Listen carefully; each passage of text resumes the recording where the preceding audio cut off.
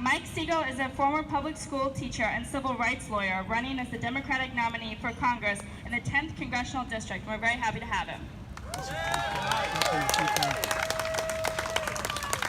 How's everyone doing?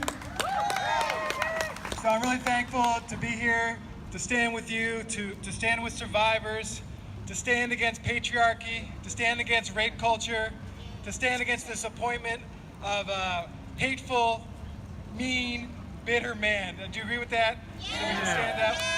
Stand up. And it comes to mind two things. One is don't mourn, organize, right?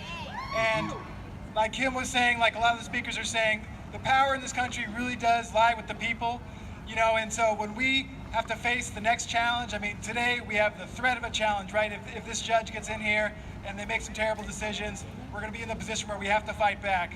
So I do want to say that voting is very important, but just as important, if not more important, is organizing, getting together as people, getting ready to pass laws on the local level, the state level, getting ready to resist in the streets, getting ready to resist economically and have boycotts, because we need to put everything on the table. I mean, these folks are really coming for us, and I can't help but think that they really don't care if we live or die, right? I mean, because when you're talking about not listening to survivors, when you're talking about not resisting violence against women and sexualized violence, you're talking about letting people die. You're talking about letting women suffer without any recourse. You're talking about letting children know that they have no place to go if they've suffered abuse or harassment. And that leads to death.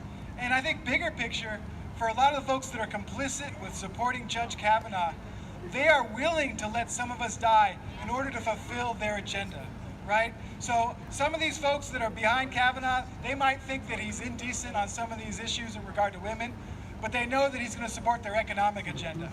They know he's going to support their attacks on workers' rights.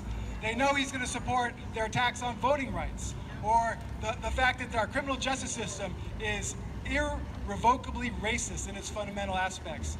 And so these folks are part of a comprehensive agenda where they're willing to sacrifice lives, sacrifice families in order to fulfill their own personal power, their own economic power, and support their basically very wealthy friends and allies.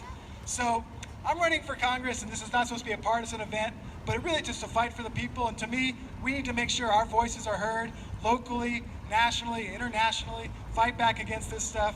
I come from a family, my mother was in the women's liberation movement. She raised me as a feminist.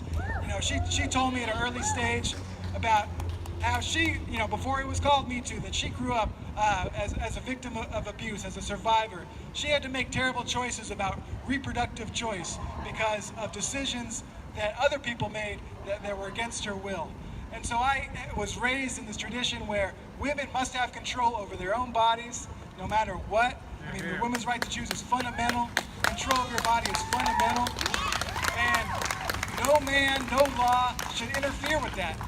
And I find it very ironic that the Republican Party that wants to talk about freedom and liberty wants to control your bodies, wants to control the bodies not only of women, but of immigrants, because we see mothers being separated from their children at the border.